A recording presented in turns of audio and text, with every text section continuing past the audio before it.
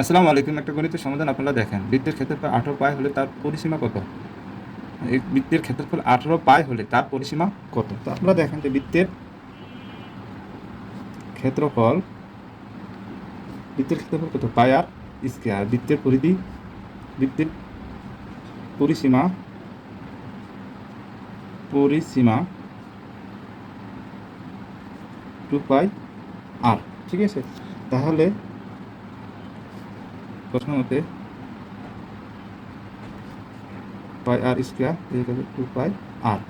ঠিক আছে, তাহলে আর স্কয়ার হচ্ছে 2 আর।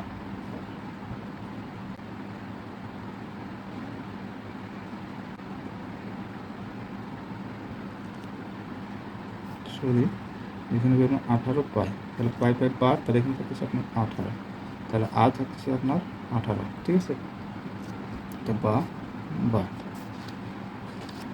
তাহলে এখন দেখা যায়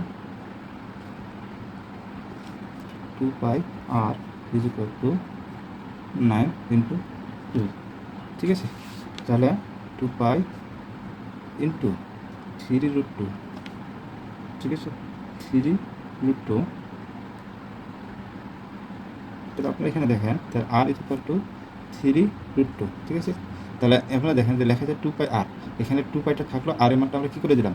বসাই দিলাম। ঠিক আছে, আর এর মানটা যদি আমরা বসাই দিই, তাহলে 2 পাই কিন্তু 3√2 হচ্ছে আপনার। ঠিক আছে, 3√2 এই লাইনটা হচ্ছে 3√2। তাহলে আপনার এবার যদি ক্যালকুলেশন করি, তাহলে এখানে 3 2 6, এখানে √2 পাই। ঠিক আছে, তাহলে হচ্ছে পরিসীমা হচ্ছে 6√2 পাই। ঠিক আছে, ধন্যবাদ। আসসালামু আলাইকুম। একটা গণিতের সমাধান জানবো। একটি কোণ তার পুরো কোণের অপেক্ষা যে 24 ডিগ্রি বেশি হয় হলে কোণটি হবে। অর্থাৎ একটি কোণ তার পুরো কোণ অপেক্ষা 24 ডিগ্রি বেশি হলে কোণটি হবে। তারপর দেখেন সমাধান। মনে করি একটি কোণ x ডিগ্রি, কোণটির পুরো কোণ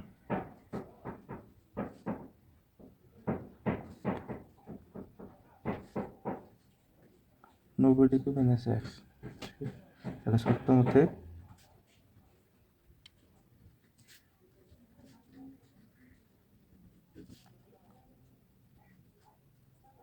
24 ডিগ্রি।